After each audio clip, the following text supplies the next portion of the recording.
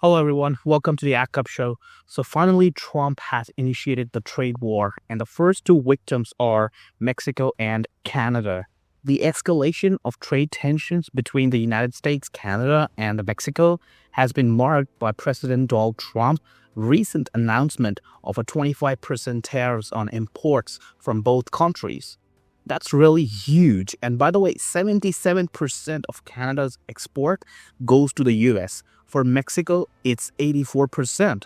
So it's really huge, and both countries are feeling the heat right now. The reason behind Trump doing this is not really economics, but according to him, it's about response to illegal immigration and drug trafficking issues. So the immediate economic impact can be extremely devastating. The most basic impact will be increase in prices of different commodities. Consumers in the US are likely to face higher costs for a variety of goods. Imports from Canada and Mexico include essential items like automobiles, electronics, and key agricultural products such as avocados and tomatoes.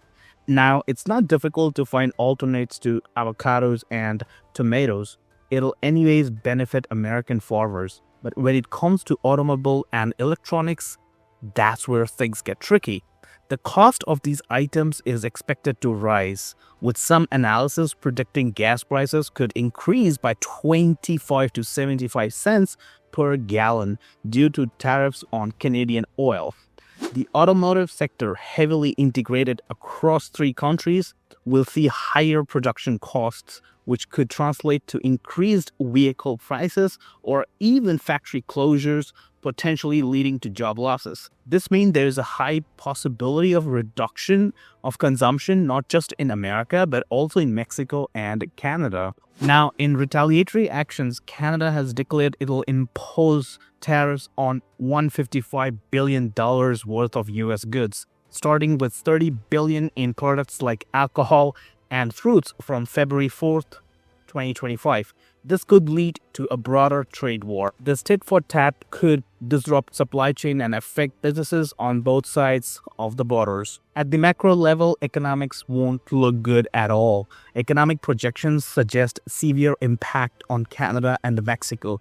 Canada could see its GDP decrease by 3.6%, with Mexico facing a 2% contraction.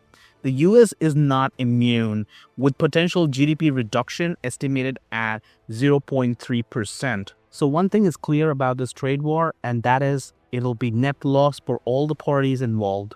It's like a sanction with more industrial impact. The imposition of these tariffs is expected to push inflation higher, with some economists forecasting an additional 1% point increase in the inflation rate, potentially bringing the annual rate towards 4% or even more. This could lead to stagflation, a combination of stagnant economic growth and rising prices, a scenario that could exacerbate economic challenges across North America. This is not the only thing. The broader implication will be felt if this continues for more than 6 months. And probably, according to the trends, it will continue. Financial markets are showing signs of distress, with Mexican pesos and Canadian dollar already depreciating against the US dollar. This currency weakening reflects investor concerns about the economic fallout from these trade policies. Mexico was trying very hard to become a manufacturing hub, but it's turning out that the country will have to first tackle Uncle Sam's wrath. And if this happens, then expect diplomatic relations getting strained.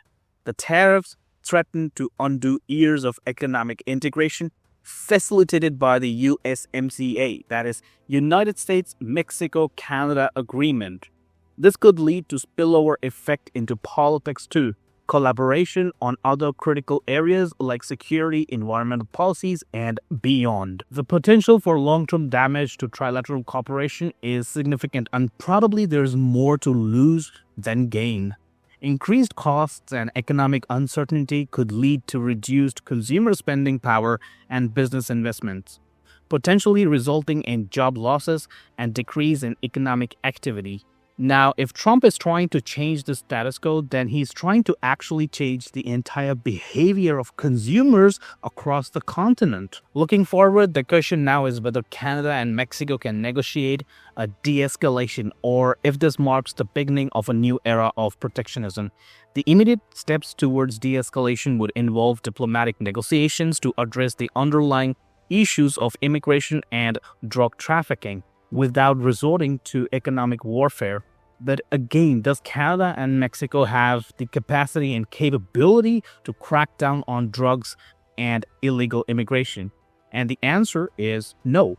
Basically, Trump is enforcing something on Canada and Mexico which they can't deliver. I mean, it's pretty much impossible for Canada and Mexico to stop the drug flow. The current trajectory suggests a challenging path ahead, with potential for significant economic dislocation unless a resolution is found. The impact on North American integration, consumer markets, and global trade dynamics will be closely watched in coming months. If you found this insightful, then like and subscribe. See you in the next video. Peace out.